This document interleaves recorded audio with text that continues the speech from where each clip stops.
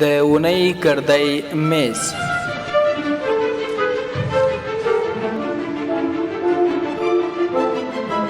د میلمه راډیو اونیزه سیاسي معلوماتي او ټولنیزه خپرونه.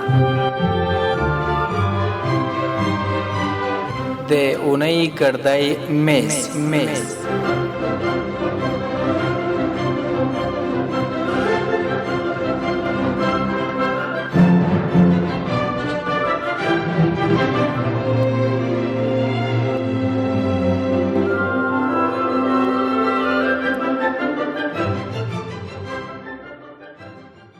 د میلمه راډیو د ګردی میز د خپرونې ډیرو درنو اوریدونکو، السلام علیکم ورحمت الله وبرکاته. ډیرو درنو اوریدونکو، تاسو د میلمه راډیو د ګردی میز خپرونه اورئ. قدرمنو اوریدونکو، د دې اونۍ د ګردی میز خپرونه مو بیا هم طبیعي آفاتو ته ځانګړې کړې ده چې موږ به په دې خپرونه کې د طبیعي آفاتو په لاملونو له مخکې چمتووالي، وروسته چمتووالي، په بېلابېلو اړخونو باندې خبرې وکړو، تر څو پورې موږ هم د طبیعي پیښو د آفاتو په وړاندې باندې هغه چې زموږ ستاسو د انساني وس خبره وي مخکې له مخکې چمتووالی ولرو.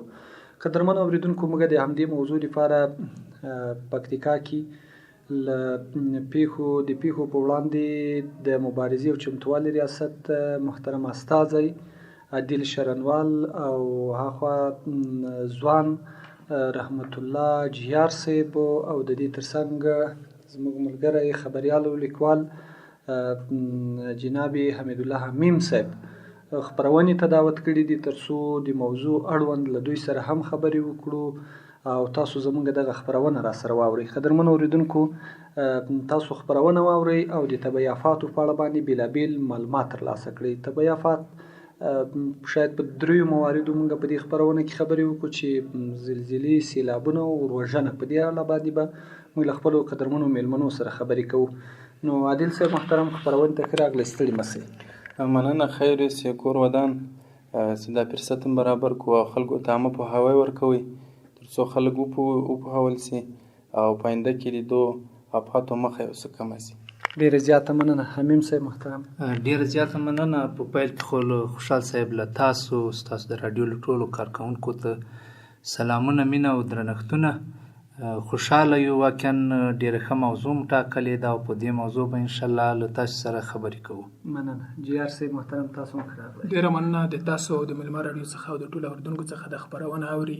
مننه. دا مننه چې دا موضوع هم خوندوره ده، تاسو سره به هم خبرې کوو. موږ سره د اړوند ریاست استازی هم ده. نو جیار صاحب، ستاسو ټولو که خوښه وي موږ به راسو عادل شرنوال صاحب خواته.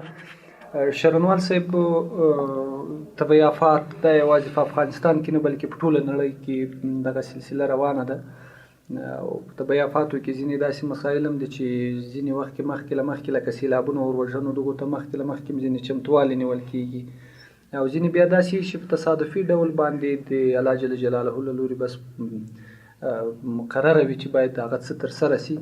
د هغوی دپاره هم بیا برخه اخیستنه دا ده چې زموږ ستاسو ټولنیز ژوند د افغانانو هغه پښتونولي په لحاظ باندې یو د بل همکارۍ او مرستې لکه هغه شر او چید او د نورې مسایل دي. نو که تاسو راته ووایاستئ چې تاسو د کوم ډول طبیعي آفاتو، ځکه ستاسو مسؤلیت هم هلته دا ده، کوم ډول طبیعي آفات شتون لري او کومو ته یې له وړاندې چمتووالی نیول کېږي؟ مننه خوشحال صاحب، خیر اوسې. نو موږ خو تا خبرې په دې باندې وکړې کوم آفتونه چې راځي او الهي آفتونه دي. په دې کې زلزلې دي، سیلابونه دي، اورلګېدنه ده، تندر ده. نو دغه لپاره موږ تدابیر لرو، چمتووالی لرو. په هغه کې سرپناوې دي، خیمې دي موږ سره، که کوم ځای سیلاب له وجې کورونه ونړېږي د هغه لپاره خیمې ورته ورکوو، خوراکي موادو کې مرسته ورسره کوو او همداشان د البسې په برخه کې همکاري کوو. انشاءالله موږ پوره چمتووالی لرو. خوشحاله اوسېږئ. حمیم صاحب محترم، د دغو طبیعي آفاتو په اړه ځکه ډولونه یې عادل صاحب هم واخیستل، که تاسو وایاستئ ځینې آفات شته چې درک کېږي یا له وړاندې چمتووالی ورته نیول کېږي. په اصطلاح باندې که کله موږ پوهېږو چې په همدې ساحه باندې سیلاب راځي، د دې لپاره مخکې له مخکې باید څه ډول چمتووالی ونیول شي؟ بلکل دا معلومه خبره ده. ځینې آفتونه چې دي دا له مخکې درک کېږي یا یې سړی احساسولی شي. لکه مثلا اوس په کور کې مېرمن یا د کور نور غړي پخلی کوي او له دې سره دا تړلې ده چې اور ولګېږي. نو د دې لپاره لازمه ده یا پکار ده اړینه ده د کور هر غړي ته ده چې هغلته هغه د اور مړه کولو ډبې یا 2 یا 3 دغه د لومړني اور که څه هم اور چې هغه حالت ته ورسېږي چې تیز سي یا دولت رسېدنه ورته کوي او دولت را خبرېږي د اتفاقي غړي راځي او بیا اور وژني تر هغو دوی هغه اور کنټرولولی سي هغه لومړنی بد وضعیت یې کنټرولولی سي او د دې تر څنګ مثلا د سیلابونو راتګ ده دا معلومه خبره ده چې باران وسي واوره وسي ورښتونه وسي نو سیلابونه راځي د دې لپاره تدابیر یې دا دي چې د کورو مخ ته تېرې سوې ویالې کندې یا دغه په اصطلاح لوی لوی خوړونه چې راځي دغه د تنګوي نه خلک د هڅه وکړي دا د پراخ کړي بلکې د غصب هڅه دې نه کوي. بالکل دې ته د پراخېدو هڅه وکړي د دې د تنګېدو هڅه دې نه کوي د دې د نیول کېدو هڅه دې نه کوي ځکه د ده په لږ ځمکه نیولو کې د ده لږ خیر ده خو ولس ته زیات شر رسېږي نو هغه د ولس زیات شر دې په پام کې ونیسي او دغه ځمکه دې د دې په ځای چې دی یې ونیسي یا یې غصب کړي دی یې پراخه کړي. بالکل د بیلګې په ډول باندې که فرضاً موږ یاده کړو چې له یوې خوا خو دا غصب ښه کار نه ده که نه له بله اړخه په هغه خوړ تنګېږي تاثیرات به یې په نوره سیمه څه وي فرضاً که موږ خوړ تنګوي ولې خو هغه اوبه دې مخکې یوه اصطلاح ده وایي اوبه خپله لار نه پرېږدي اوبه چې په کومه ساحه تېرې شي که یې ډېر وارې ودانه کې بیا مالته تخریب رسوي. بالکل خوشحال صاحب دغه د موږ د تاسې نږدې زاود یا د رود چې موږ تاسې ورته وایو دا پخوا ډېر پراخ و د ما د ژوند تجربه ده چې په دې کې به شاید تر دې څو چنده زیاتې اوبه راتلې خو هغه وخت دا پراخ و زاود غټ و رود چې و دا غټ و ساحه یې پراخه وه دا اوبه به ډېرې په کمه پیمانه پکې روانې وې یعنې هېڅ به پکې معلومېدې هم نه اوس دغه خلکو ځمکه غصب کړه دا زاود او دا رود دواړه تنګ سو د دې تاوان دا سو چې په دغه کې اوس چې پخوا کوم ظرفیت د اوبو د لرل هغه د ظرفیت ساحه دوی ورباندې تنګه کړه د ظرفیت ساحه یې راتنګه سوه کله چې اوس اوبو ورښتونه وسي او په دې زاو یا په دا رادو کې اوبه راځي نو دا زیاتې او پراخ ساحې ته اړتیا لري هغه ساحې ته چې پخوا ورته ځانګړې سوې وه ورته تعین سوې وه ورته ټاکل سوې وه دا ساحه اوس راتنګه سوې ده نو هغه اوبو چې ظرفیت یې زیات ده او د دې حجم کم ده د هغه ظرفیت نه لري دا اوبه راځي هلته شاوخوا کورونو ته اوړي او هغو ته مالي او ځاني زیانونه اړوي د دې لپاره باید نه یوازې دولت بلکې خصوصي سکتور او د خصوصي سکتور ترڅنګ هغه سیمې یا هغه خلک چې د خوړ په خوا کې ځمکې لري زه وایم شخصي ځمکه دې ورته ځانګړې کړي شخصي خپله ځمکه دې ورکړي خو خوړونه دې آزاد کړي تر څو هم خپله له شره د اوبو له شره په امن کې وي او خلاص وي او هم نورو خلکو ته خیر رسولی او هغه یې له دې شره ژغورلي وي. بالکل راځو د جیار صاحب خواته. جیار صاحب محترم تاسو خپل هم داسې څه لیدلي دي چې په اصطلاح باندې په کومه سیمه باندې سیلاب راځي اول ته مخکې له مخکې یو ډول تدابیر ورته نیول سوي او یا داسې بیلګې په اصطلاح باندې چې هلته لکه مخکې چې امیم صاحب وویلې په ځینو ساحو کې د خوړونو په ساحو کې غصب کېږي ځمکه لاندې کېږي او بالاخره اوبو د استوګنې په کورونو ورویله کېږي. تاسې داسې څه لیدلي دي چې یا پرځن غصب سوی ده او یا ځینې خلک را لټېدلي دي یا ځوانان یا تجاران چې تر څو هغه د اوبو د سیخ تګ دپاره یې تر څو تاوان جوړ نه کړي د خلکو کرنیزې ځمکې لاندې نه کړي او اوبه په خپله مخه باندې ولاړې سي داسې څه سرمایه ګزاري چېرته نه رسوي؟ بالکل مننه.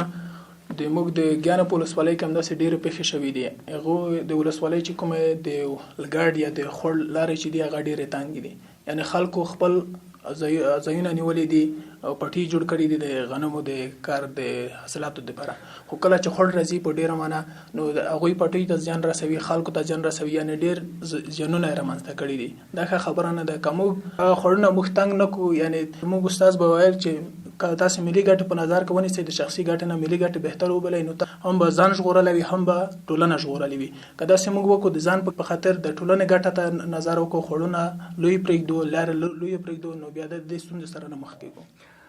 جیار صاحب تاسو د صحنې شهیدانې نو کله چې له نن نه تقریبا یو کال وړاندې په ګیان کې هم زلزله کېدله هلته سخت حالت و ډېر بشري ناورین و نړیوالو خپل افغانانو ډېرې هڅې وکړې هماغه وضعیت راته ووایاستئ ستاسو د سترګو لیدلی حال و. اول ته په اصطلاح باندې کله چې تاسو سیمې ته کومکونه درلو یا د لنډو کلو خلک ورلو هلته یې همکاري وکړه تر څو پرې هغه کسان راوباسي، هلته څه ډول وضعیت و؟ ځکه یو طبیعي افت و، زلزله خپله یو طبیعي افت. بالکل طبیعي افتونه دوه ډوله دي. ځنه موږ معلومولی شو، ځنه اقدام رامنځته کېږي هېڅوک نه پوهېږي، لکه زلزله. په زلزله هېڅوک نه پوهېږي چې څنګه او کوم وخت کېږي. کله چې هلته د شپې 1:30 بجه شاوخوا وخت و چې زلزله وشوه، یو شپه یو ورځ باران شوی و، له هغې وروسته زلزله وشوه. یعنې ټول کلي او کورونه په خلکو کېناستل، ړنګ شول. یعنې هر څوک په خپل ویر اخته و، هر څوک د خپل کور غړي ژغورل. هغوی نه شوه کولی مثلا 15-16 کسانو په یو کور کې وه، 4-5 به تر خاورو لاندې وه، یو کس نه توانېده چې هغه یې کړی وای، هغه یې راویستې وای. یعنې ټول خلک په دې مصروف وو. بل په هغه وخت کې زموږ سړکونه اوس هم خراب دي، هلته خراب دي. د نورې د ورګون او نور ولسوالۍ چې دی د پکتیکا د هغو نه خلک په هغې شپه راونه رسېده. یعنې خبر خو راونه رسېده د لارې او د لرېوالي له لاسه. نو ډېر خلکو ته زیان په هغې شپه باندې واوښته. که چېرته خلکو یعنې واقعي مرسته وکړه د ورګون د سهار چې راغله، یعنې زیاتره خلک هغوی راوویسته. د سهار تر سهار پورې خلک هلته په خاوره کې بند وو. یعنې داسې پېښې ته موږ باید مخکې نه مخکې چمتووالی ونیسو.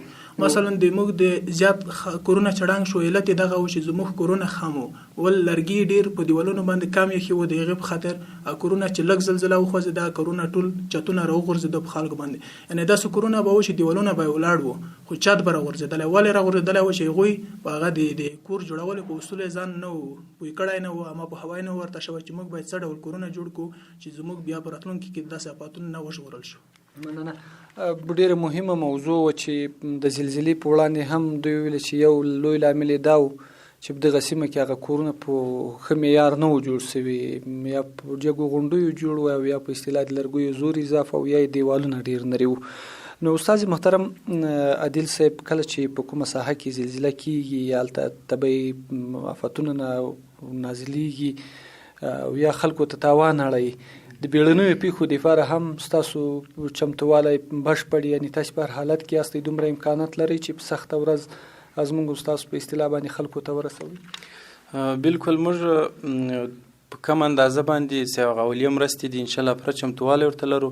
خو که چېرته کوم تلفات یا دغسې یوه حادثه راځي، پر ځای کله که تاسې وویلې او د ملګري وویلې زلزله راځي یا زلزله پیښیږي، په هغو صورت کې موږ تاسو ټولو باندې دا لازمه ده چې یو بل سره همکاري وکړو، د اشر په ډول باندې سره راټول سو، ټولنې ځوانان، یعنې هر څوک په خپل مسلک کې کار وکړي. موږ ټولنه کې مثال دیکانان هم شته، کاریګر هم شته، انجینران هم شته. نو د هغه لپاره لازم سي د اول په د حادثه کې مهمه خبر سي د باید لارې خلاص سي او صحي خدمات لول پیل سي، کوم زخمیان سي د هغو ته غاولیه تداوي ورته وسي او له هغه نه وروسته صحي مراکزو ته انتقال سي. که چېرته لاره بنده وي نو هغه زخمیان هغه کوم چې شهیدان سوي دي خو هسې هم شهیدان دي پکې، او زخمیان چې دي هغه له غټو ستونزو سره مخ کېږي. نو یو په دولت باندې هم دا نه کېږي، باید په دې کې عام وګړي د ټولنې د کلي خلک ونډه واخلي او د دغه حادثې د رامنځته کېدو په خاطر دوی مخکې له مخکې نه باید یو رسنیز چینل ولري. پر ځای که مثال په یوه کلي په یوه ټولنه یا په یوه ساحه کې حادثه راځي، زلزله پیښیږي، لکه د ملګري سویلې شپې په 1 بجه باندې څوک نه خبرېږي، په کومه ساحو کې ټلیفونان کار نه کوي. نو دا د کلي خلک یا د یو بل کلي سره داسې رابطه یا داسې یو چینل جوړ کړي چې هغه په هغه وخت باندې خبر سي او رسیدګي ورته وکړي. نو مخکې وختو کې به تاسې د معلومې زی درته سي موږ تاسې کوم هغه یو چیغه په ډول باندې د ډول په وسیله به خلک خبرولو. په ګیان کې چې زلزله وسوه، یعنې د دې هغه نه و چې د شپې په 1 بجه باندې څوک راسي یا خلک وژغوري ټکونه وکړو. هلته هم یو دود و د ټکونو خبره دا وه چې په ټولو کورونو غم و، څوک د چا هغه ته نه سوی تللی. او بل استاد مخکې جیار صاحب ډېر مهمې موضوع ته اشاره وکړه، هغوی ویل چې هلته کورونه ډېر خام جوړ، یعنې مخکې ستاسو په نظر باندې چمتوالی څه ده؟ ملګرو هم ټولو خبره وکړه ورباندې. چمتوالی دا چمتوالی د بس کوم کورونه چې په خام ډول جوړ دي یا په جګو ساحو کې جوړ دي، هغه باید بنیادي جوړ سي یا یو څه کار ورته وسي تر څو پورې په کمه لړزان باندې یا په کمه زلزله باندې ونه نړیږي. نو چمتوالی باید خپل خلک ونیسي. که چمتوالی نه لکه موږ تاسو تلفات ولیدلو په ګیان کې بیخي به زیاته اندازه تلفات یې اړولي وو، لامل یې دغه و چې د خلکو خام کار کړی و، یعنې ډبرې دغسې شي په خټو باندې جوړ کړي وو، هغه خو په اسماز لړزان باندې ټول کورونه ویران سو. او دغه د سیلابونو وروژنو لپاره د سیلابونو لپاره موږ هغه اولیه مرستې رسوو. بیا موږ خپله په د ریاست د ولایت مقام تر چتر لاندې د ریاست په مرستیالي باندې یوه اضطراري کمیټه لرو چې په هغه کې تقریبا موږ سره 18 ارګانونه کار کوي. په هغه کې دفاع وزارت او کورنیو چارو وزارت، صحت عامه، ټولګټو چارو وزارت، یعنی دا ټول موږ سره کار کوي. بیا که چېرته دغسې یو اضطراري حالات رامنځته کېږي، فرض یې که د مخکې شپو کې تېرو ورښتونو کې مټاخان خوشامند کې ډېر زیانونه واوښتلو، په هغه کې د والي صاحب په مشري باندې ولایت مقام کې موږ اضطراري غونډه وکړه. نو د غونډې د پرېکړې په اساس باندې هر ارګان په خپله برخه کې د همکاري ژمنه وکړه. مثلا کوم ارګانونو چې ایکس واټر یې لرلې، هغه پارټ جوړېدا ته ضرورت و، هغو په خپله برخه کې همکاري وکړه. کوم صحت بخش په خپله برخه کې همکاري وکړه. او یعنې هر ارګان په خپله برخه کې همکاري کوي. انشاءالله په د سیلاب لپاره موږ چمتوالی لرو، د هرې حادثې لپاره انشاءالله موږ پوره چمتوالی. مننه. حمیم صاحب په اړه باندې مو دوستانو مخکې مو ویلي چې د شاعر او لیکوالۍ او خبریالۍ ترڅنګ په اطلاعاتو کې ښه فعاله کس ده او په ډېره بریده پورې دوی دغه مسؤلیت هم جوړي. ستاسو په نظر د عامه ذهنیت جوړولو دپاره او د طبیعي آفاتو له مخکې چمتووالي دپاره رسنۍ یا په اصطلاح باندې نور هغه تبلیغاتي ارګانونه څه کولی شي تر څو د خلکو عامه ذهنیت ښه جوړ کړي او تر خلکو پورې دا پیغامونه ورسوي؟ خوشحال صاحب محترم، لکه څرنګه چې تاسو ته بهتره معلومه ده چې رسنۍ د ولس ژبه ده. رسنۍ د ولس او دولت او مؤسساتو ترمنځ د یو پل حیثیت لري. نو په دې کې هم رسنۍ ډېر مهم رول لوبولی شي، هم یې په دغه اړخ باندې چې دوی مخکې له مخکې چمتوالی ورته ولري د هغو طبیعي آفاتو لپاره چې هغه محسوسیږي، لکه وروژنه او سیلابونه او ځینې نور، او هم یې هغه وروسته کوم څه زیانونه چې د دې آفت له کبله رسېدلي وي، له هغه وروسته د رسنیو رول هم مهم ده. لکه تاسې بهتره معلومه ده چې د ګیان په ولسوالۍ کې زلزله وسوه او دغه زلزلې ته د لارې د اوږدو له کبله او د دې ترڅنګ د دغه ولسوالۍ د لرېوالي په خاطر چې هلته بله کومه سیمه ورسره نږدې نه وه، نو زیات زیان ځکه ورته واوښته چې ملګري خبر نه وو، رسنۍ خبرې نه وې. کله چې اطلاعاتو کلتور ریاست ته خبر راغی، بیا له دې لارې خبریالان ملګري خبر سول، خبریالانو ملګرو له ټولنیزو رسنیو او له ځینو نورو ګروپونو سره خبرې وکړې. له هغه وروسته د دوی د ژغورنې هڅې پیل شوې او دوی ته ټیمونه ورسېدل او دوی یې وژغورل. نو په دې ټولو برخو کې د رسنیو ونډه معلومه ده او د رسنیو ونډه خورا مهمه ده. او ځینې وخت کې داسې مې چې فرضاً په یو سیمه کې رسنۍ نه اورېدل کېږي، هلته ځینې ډلهیزې اجماعګانې هم شتون لري، لکه فرضاً ټورنمنټونه دي، لوبې دي، جرګې دي، فرضاً ځینې ملا امامان دي په مساجدو کې. بالکل، که رادیو، تلویزیون یا نورې رسنۍ غږیزې یا چاپي رسنۍ نه وي، خو ټویټر، ټولنیزې رسنۍ سته، ټویټر، یوټیوب، فیسبوک یا د واټساپ ګروپونه، په هغو کې غږ سره کوي او راوځي. او یا که فرض که ځینې داسې سیمې وي چې بیخي له دې ټولنیزو رسنیو هم وړاندې پاتې وي، لرې پاتې وي او لاسرسی نه وي ورته، نو هغلته جوماتونه دي، د جوماتونو اعلانونه دي، په جومات کې اعلان کېږي، یا پخوا هغه د ډول په غږ به سر راټولېدل، د چغې د ډول غږ به معلوم، هغه خپل ډول به اوسي، دا د چغې ډول ده او په کلي کې څه آفت رسېدلی ده او باید ځانونه ورته ورسوو. او داسې اوس کومې سپارښتنې دي په اصطلاح باندې د مخکې چمتووالي دپاره چې تاسو یې په ذهن کې لرئ د نوښت په حیث باندې، تر څو پورې موږ په اصطلاح له سیلابه چې خوندي ساتل سوي یو او زموږ هغه تجارتي ځایونه او خپله باندې هغه کارکوونکي هم د چې په امن پاتې سوي وي؟ د دې لپاره عادل صاحب هم خبرې پرې وکړې. یوازې دولت یا حکومت مسؤل نه ده چې د دې چارو د سم ترسراوي لپاره پلانونه ترتیب کړي یا کړنې مخته یوسي. د دې لپاره د ټولنې ځوانان، د ټولنې مشران، بیا په خاص ډول د ټولنې تجار یا بډایه خلک، دغو ته دا په کار ده چې له ټولنیزو رسنیو یا نورو رسنیو یا له رسنیو پرته په سیمو کې دغسې تبلیغات وکړي د دې لپاره چې هغلته ترتیب ورته جوړ سي او سیستم جوړ سي چې مثلا که اور لګېدنه کیږي د اور لګېدنې په ترڅ کې د اور مړکونې لاملونه هم شته د اور مړکونې آلې شته دغه آلې د دلته نصب سي یا د دلته د احتیاط لپاره کېښول سي تر مخ دلته ځای په ځای وي په دې اړه د طبعي پیښو په وړاندې مبارزې ریاست مسؤلینو سره په ګډه همغږي ځوانان دغه یو کار وکړي په لرې پرتو سیمو کې دغه برنامه دوی مخته یوسي او په هغو سیمو کې چې رسنۍ تلویزیون رادیو او نورې ټولنیزې رسنۍ شتون لري په هغه کې به موږ اطلاعات فرهنګ ریاست ورسره همکاري وکړو. ځینې وخت کې دغه د برقي شاټونو له امله یا په اصطلاح باندې لوس وایرونه پاته دا خپله اور رامنځته کوي. بالکل و خو د دې دپاره چې مثلا هغه لومړنۍ هغه د اور وژنې کوچنۍ ډبې موجودې وي نو په هغه ساعت ډېر ژر اور مړ کولی شي. که چېرته هغه موجودې نه وي دغه اور خدا مکړه لویږي او په یو لوی افت باندې بدلیږي. د دې دپاره عامه پوهاوي ته اړتیا ده او دغه عامه پوهاوی هم د ځوانانو مسؤلیت ده او هم د رسنیو د مسؤلینو مسؤلیت ده. نو جیار صاحب ستاسو سپارښتنې څه دي په دې برخه کې د نوښتونو په اړه باندې چې باید څه ترسره شي؟ بالکل که موږ تاسو وګورو د ژوند ساتل خپله فرض دي، یعنې هر څوک په دې پوهېږي چې موږ خپل ژوند څنګه وساتو. که موږ تاسو دې ته باید فهم وکړو چې د خوړ په غاړه موږ تاسو باید کور جوړ نه کړو، بل داسې پټای او بل شی داسې جوړ نه کړو، لارې تنګ نه کړو چې دا زموږ په زیان دي. که دا خپله پوهېږي نه باید اما پوهاوی ورته وشي په دې پوه شي. بل مثلا د زلزلې لپاره که موږ تاسو کور سم جوړ نه کړو، که خدای مکړه زلزله کېږي موږ تاسو کور چپه کېږي او موږ تاسې ژوند د لاسه ورکوو. یعنې کور چې جوړوو باید په خپلو هغه اصولو یې جوړ کړو.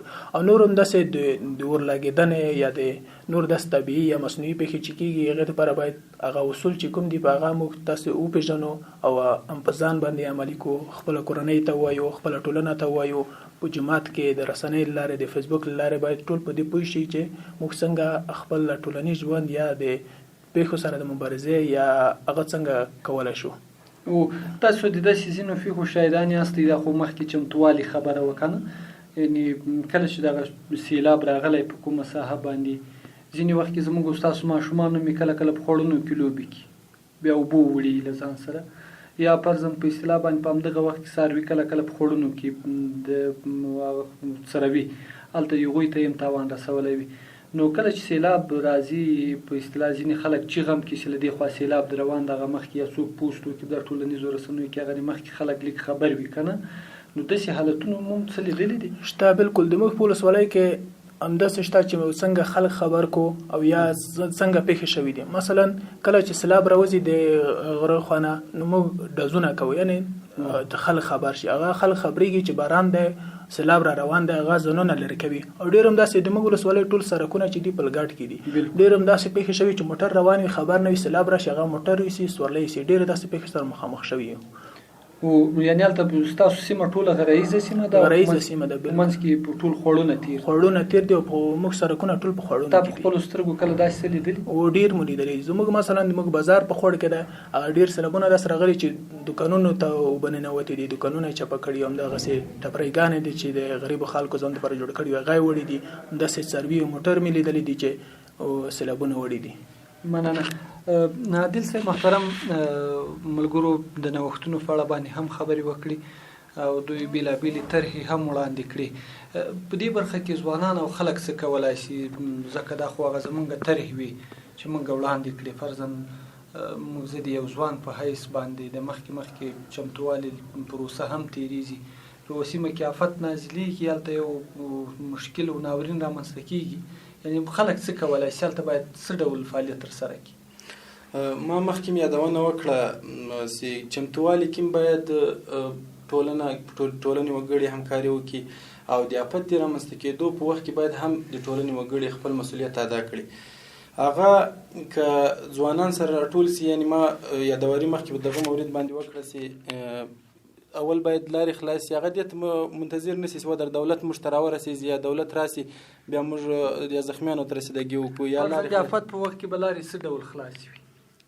خلاصې خو نه وي، باید هغه خلک د اشر په ډول باندې راټول سي، ټولنې خلک ځوانان او د اشر په ډول هغه اولیا اول لار خلاصه کړي. او یعنې ستاسو هدف دا ده چې که فرضاً په یوه کلي باندې سیلاب راغلی، هغه دوم کلی خو ورنه بچي، نو تر څو چې فرضاً زه د ښرنې نه جانخیل ته ځان رسوم هغه د دوی سره څنګلوری دوهم کلی د هغوی تر موږ زر رسېدلی سي که هغه کلی د دغو خلکو مرستې ته راودانګي نو دا خلک له اختلافاتو ډېرو زیانونو بچ کولی سي بالکل نو هغسې دوی تر څو پورې هغه اولیا مرستې ورته کوي په هغو صورت کې انشاءالله د موږ خپل ریاست هم رسیدګي ورته کوي صحي ټیمونه هم هغلته رسیږي او هغه کوم امکانات چې د هغه ټول په وخت باندې رسیږي خو تر څو پورې لکه تاسې یادونه وکړه لرې پرته ولسوالۍ مثلا جانخیل یا ګیان یا یو بله ولسوالۍ هغه ته چې له مرکز نه رسیدګي کیږي یا د ریاست کارمندان ورځي یا نور دولتي ارګانونه رسیدګي کوي دوی ته پکار ده چې د ټولنې د څنګ ته کلي وګړي راټول سي او د اشر په ډول باندې هغوی ته اولیه مرستې ورسول سي فرض که چېرته یو افت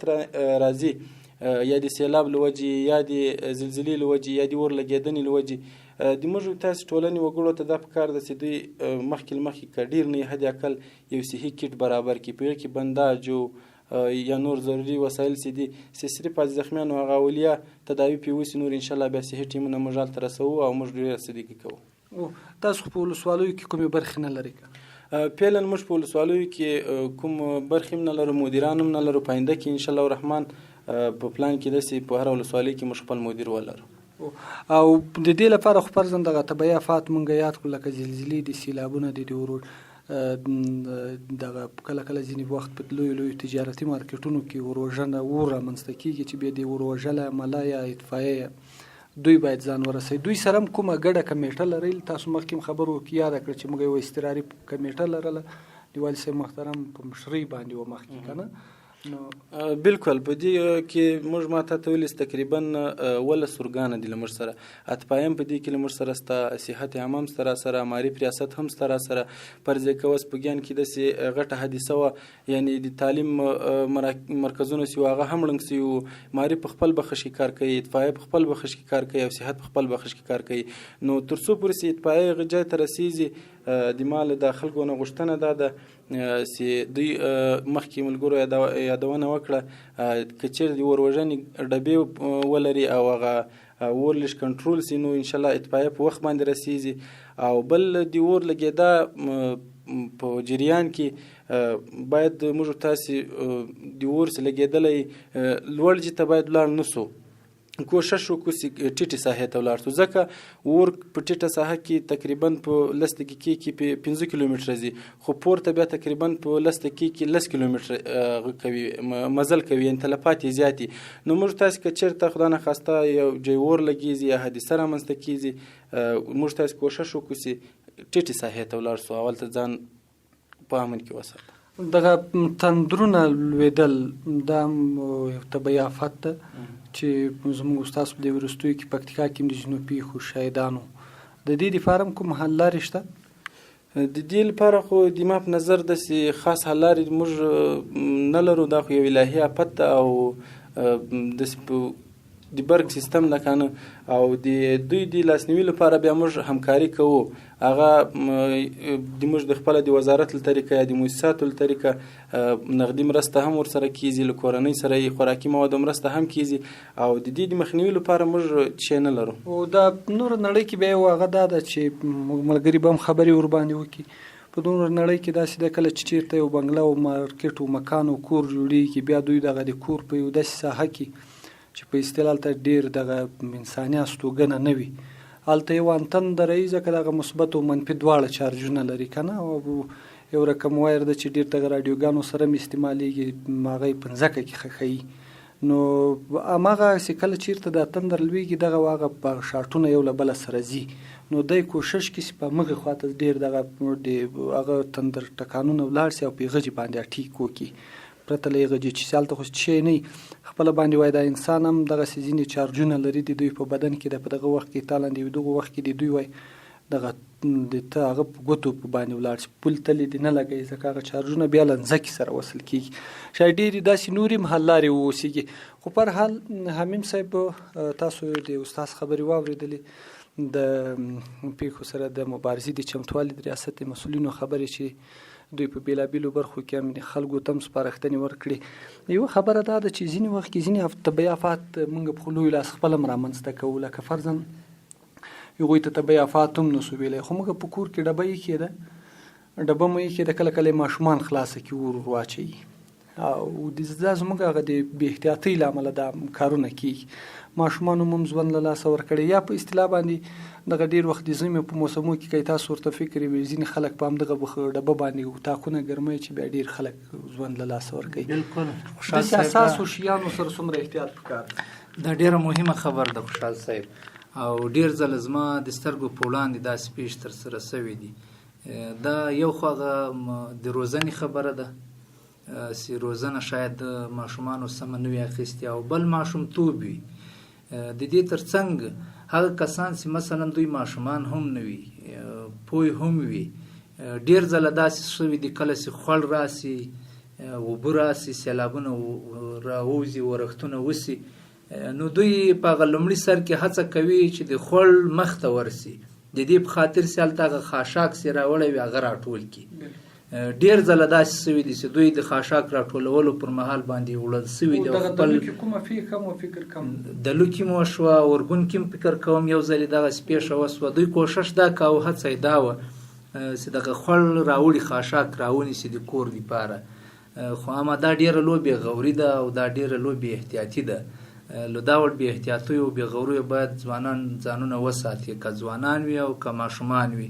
یا مثلا په خوړ کې اوبه ولاړې دي، ماشومان ورځي او هغلته پکې لامبي.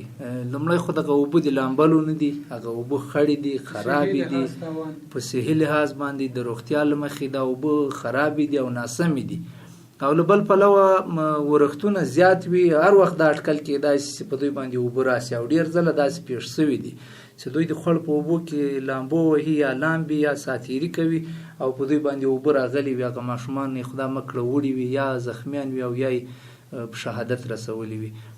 نو دوی باید له دا ډول بېغوریو او دا ډول بې احتیاطیو سره ډېر پام وکړي، په خاص ډول ځوانان. او د دې دپاره هم باید په سیمو کې یو ډول عامه پوهاوی ترسره سي، او دا کار هم ما مخکې وویل چې نه یوازې د حکومت کار ده، بلکې په دې کې ځوانان مهم دي او د سیمې مخور مشران باید دغه هدایتونه خلکو ته وکړي چې نه یوازې د دې په خاطر چې خدا مه کړه خوړ راځي او دوی وړي، بلکې د دې په خاطر باندې چې هغه اوبه ناسمې دي او د دوی روغتیا ته هم زیانونه رسوي. د امارت د مسؤلینو په خاص ډول د امنیه قومندانۍ د مجاهدینو یو کار یا د لیوا د مسؤلینو یو کار چې دوه شیانو موږ ولیدل. یو خو دا استاد که فکر وي د ځینو داسې خودسرو پیښو لپاره لکه په اخترونو کې د ټکرونو پیښه وه چې دوی کنټرول کړه، او دوه مهم اړخ یې دا و چې د طبیعي پیښو سره تړلی و. موږ دغه وروستیو ورښتونو کې خیرکوټ ته روان وو په لاره باندې، نو هلته دوه جا خوړونه راتلل، هلته مجاهدین ولاړ وو، هغوی چاته د دې اجازه موټروانانو ته نه ورکوله چې په خوړ باندې واوړي، او د دوی له لوري ورته ویل کېدل چې کله اوبه کنټرول نسي او موږ مطمئن نسو چې په دې ساحه باندې واوړي تاسې ترې هغو نسئ کړی. یعنې موږ وایو چې که دغه مسؤلیت دوی ته راجع ده، دوی ترسره کړی ده یا یې ترسره کوي په اصطلاح. تاسو وویل چې موږ هم باید درک کړو دا مسؤلیتونه، ځکه له لاس د یوې خوا نه ټکېږي او دا پروسه د ټولو ګډه پروسه ده. څومره باوري یاستئ که فرضاً د امارتي ادارو سره په ګډه همغږي د عامه پوهاوي له لارې او د دې ترڅنګ موږ له دوی سره د یو ګډ او د یو وجود او د یو لاس د ګوتو په شان حرکت وکړو؟ باورمن نه یاستئ چې موږ به د ډېرو هغو پیښو مخنیوی کړی چې هغه د انساني وجود یې تیر لاندې توانېدلی شي؟ د اسلامي امارت مسؤلینو دغه انساني کراماتو ته پام دا ډېر ښه کارونه ول. که د تاسې پام دا اوس وروستیو ډېرو ورښتونو کې دوی په هغو سیمو کې چې هغلته خوړونه راځي، اوبه راځي او زیات سیلابونه وي، موټر یې په پلونو باندې تګ راتګ نشي کولی، دوی خپل موټرونه هغلته درولي دي، یا خو د دوی د تګ راتګ مخه نیسي، اجازه نه ورکوي چې دوی لاړ شي، او یا که ځي هم دوی په خپل لوی موټر پسې تړي او کش کوي یا بلې خوا ته یې اړوي د ضرورت په اساس. که د چا ډېره اړتیا وي، مثلا ناروغان وي ورسره، دوی خپل لوی موټرونه ورته درولي دي او د دوی موټر هغلته دروي، دوی په لوی موټر کې دا بلې غاړې ته رړوي، او یا هغلته ولاړ وي د ځوانانو د احتیاط لپاره، ځکه ځوانان بېغوره وي، ځوانان هغه څه ته پام نه کوي چې وروسته به دوی ورپېښېږي، هغه د وروسته په پیښېدو په حالت باندې دوی نه خبر دي او نه ځان خبروي. خو اما دولت ته دا مخکې له مخکې محسوسه سوې ده چې کله چې خوړ راځي، اوبه راځي، سیلاب راځي، نو په دې ځای کې ځوانان بېغوري کوي او دا کار پیښېدونکی ده او پیښېږي، نو دوی د احتیاط لپاره هغلته ځانونه رسولي، موټرې رسولي دي، وسایل ورسره وي، تر ډیره پورې د دې کار مخه نیولې ده. هغه که د تاسې پام وي په د اخترونو کې به پخوا دغه د موټر سایکلونو له کبله ګڼ شمېر ځوانانو ته مرګ ژوبله اوښتله. ګڼ شمېر ځوانانو به خپل ژوند له لاسه ورکاوه. د دې لامل دا و چې دوی به بې احتیاطي کوله، دوی به بېغوري کوله، یا به کم عمره ماشومان موټر سایکلونو موټرو ته وروختل او دوی به له هغه سره بشپړ بلد نه ول. خو د امارت په راتګ سره د دغو پیښو کچه بیخي راټیټه سوې ده او ان صفر ته راغلې ده، ځکه دوی په ځای ځای کې ولاړ وي او خلکو ته توصیه او وصیت دا وي چې په سوکا، په احتیاط، په پام سره په سړک باندې موټر او موټر سایکل وزګروي. حمید صاحب داسې د مؤسساتو له لورې لکه فرضاً د یونسکو د مصباح کمپنۍ له لورې چې کوم دغه ډول د عامه پوهاوي ورکشاپونه ترسره شوي، د عامه پوهاوي ورکشاپونه لنډمهال څومره مهم دي؟ د مؤسساتو ورکشاپونه خوشحال صاحب مهم دي، خو زه وایم کله چې موږ خپله انسان خپله انساني کراماتو ته ژمن ونه اوسي او دغه بې احتیاطۍ او بېغورۍ له منځه یونسي، نو تر څو پورې به دولت یا تر څو پورې به نړیوال مؤسسات راځي او موږ ته به د ژوند لارې چارې راشي. زه وایم اړینه دا ده چې هر انسان د له ځان سره فکر وکړي چې فرض که زه دلته روان یم یا دلته ځم، په دې ځای کې خطرونه شته نشته، او که خطر شته د هغه خطر دپاره باید زه څه تصمیم ولرم. په کار دا ده چې په خپله سیمه کې مخور خلک شته، دیني علما شته، نوموتي ځوانان شته، فعاله ځوانان شته، د هغوی له لورې د هدایتونه ورکړی شي په دې اړه باندې عامه پوهاوي ترسره شي. حمیم صاحب ډیره زیاته مننه چې موږ ته وخت راکړو، موږ سره خبرې وکړې. کور مدار تاسو نه هم ډیره زیاته مننه چې موږ ته وخت راکړ او له موږ سره مو د طبیعي پیښو په اړه باندې خبرې اترې وکړې. که څه هم طبیعي پیښې د خدای پاک جل جلاله له لورې ترسره کیږي، د هغې د مخنیوي لارې چارې هم د انسانانو د وس او توان خبره نه ده، خو انسان د خپل وس مطابق بیا هم پړ ده. ډیره زیاته مننه. خیر وسئ. جیر صاحب تاسو هم خپل پیغام او یا داسې څه چې ما درنه پوښتلي نه وي تاسو یې په خپلو خبرو کې اضافه کول غواړئ، مهرباني. ډیره زیاته مننه له تاسو څخه چې د خلکو ته د رسنیو له لارې دغه پیغامونه یا عامه پوهاوی رسوئ. زه په خپل هر څوک باید مسؤلیت لري، مثلا د کور مشر مسؤلیت لري، د کلي ملک مسؤلیت لري، د ټولنې مشر مسؤلیت لري، ملا امام مسؤلیت لري، رسنۍ او داسې دولت او حکومت ټول مسؤلیت لري چې کوم په اصول عامه پوهاوی خلکو ته ورسوي یا مرستې ورته ورسوي یا څه چې د دوی پر اړه لري هغه باید ترسره کړي. ډیره زیاته مننه کور مدان چې موږ ته وخت راکړو، دغه ګردمیز ته حاضر سو او موږ سره خبرې وکړې. تاسو څخه هم ډیره زیاته مننه. خیر ژوند دې وسیږي. قدرمن اوریدونکو، د خبرونې په وروستۍ برخه کې بیا هم د عادل شرنوال صاحب خواته چې دوی د پیښو په وړاندې د مبارزې او چمتووالي ریاست استازي دي، د دوی وروستی پیغام هم اورو او په دې برخه کې د دوی هغه څه چې د غواړي ما نه ورنه پختلی تاسو سره شریکي. مهرباني.